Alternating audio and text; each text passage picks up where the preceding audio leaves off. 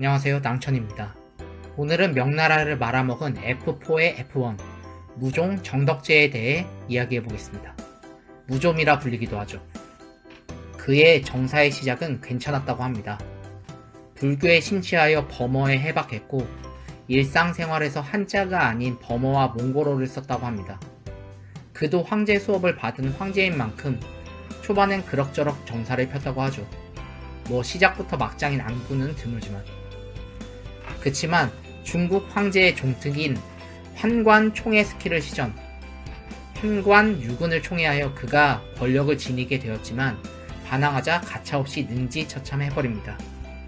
그의 막장짓 첫 번째, 다주기 인격 혹은 혼자 놀기.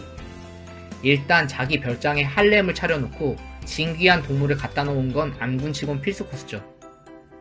한동안 그렇게 사파리 놀이에 심취해 있다가 어느 날 갑자기 정신병자 같은 짓을 하는데 자기 이름 주후조를 주수로 개명하고 스스로에게 대장군의 직위를 내립니다.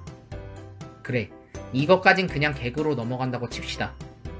하지만 그는 대장군으로서 군사를 움직일 때마다 대장군이 황제에게 쓰는 글과 황제가 대장군에게 내리는 글을 지가 쓰고 지가 받는 소름 끼치는 짓을 합니다. 예를 들면 총독, 군무, 위무, 대장군, 총병관, 주수는 몸소 육사를 이끌고 변경을 조용케 하였으므로 특별히 진국공에 봉하고 매해 쌀 5,000섭을 녹봉으로 주도록 한다.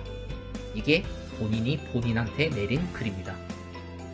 이후로도 그는 위무 대장군이란 자기를 스스로에게 내리고 스스로를 진국공에 봉했으며 1519년 스스로를 태사에 임명하고 이에 반대하는 신하들을 투옥하는 벼슬 소꿉놀이로 신하들에게 사면봉을 선사하죠. 1517년 주수의 관청으로 설정을 잡은 선부로 향하는데 그곳에 악공이 뛰어나다는 얘기를 듣고 신하들 몰래 가출을 합니다. 이를 알아챈 신하들이 찾아와 황궁할 것을 요구하자 간단히 묵살. 그 와중에 남색을 즐겼다 하는 카더라도 있습니다.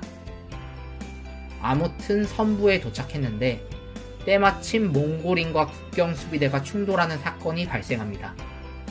재미있겠다 싶었던 무종은 친히 전투를 관람하고 결과는 수비군 50명 전사, 몽골인 16명 전사의 참패.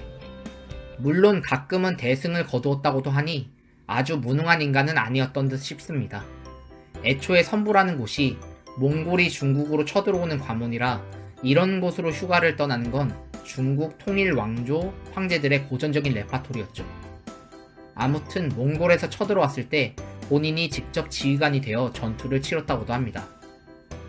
두 번째, 목숨을 건 장난.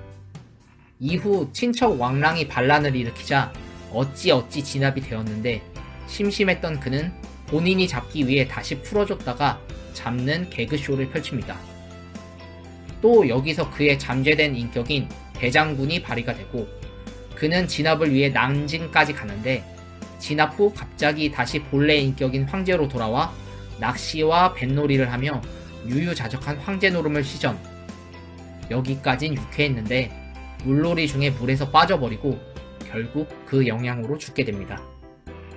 유언만큼은 옳은 말이었는데 지금까지 짐이 한 짓들은 전부 짐에게 책임이 있다. 그러니 너희들은 짐의 행동을 보고 근신하며 이후 경거망동하지 말거라. 그는 죽는 순간까지 자금성이 아닌 자신의 저택에서 맞았고 그의 재위기간 대부분은 자금성이 아닌 곳에서 이루어졌죠. 혹자는 중국판 네로라고도 하는데 그 이유는 1514년 정월 축제를 위해 모아둔 화약이 폭발해 건청궁이 홀라당 타버리는 큰 사건이 발생합니다.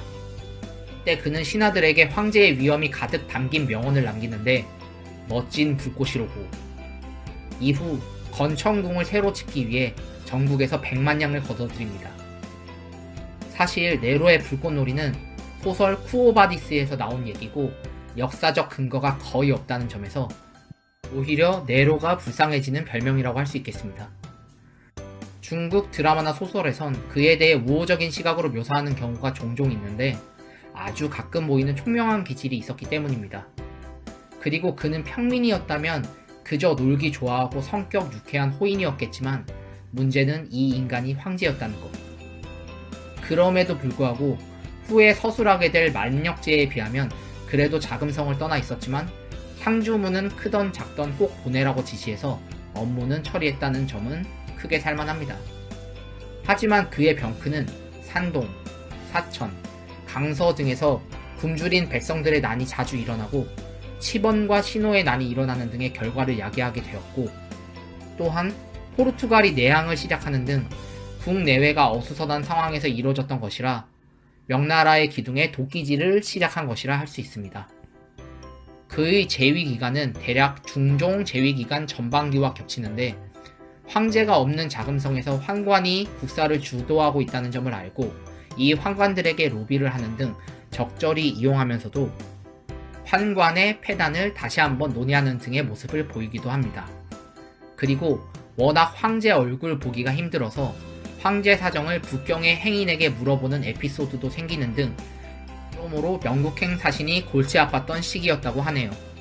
다음 시간에 더욱 재미있는 이야기로 찾아오겠습니다. 구독과 좋아요 부탁드립니다.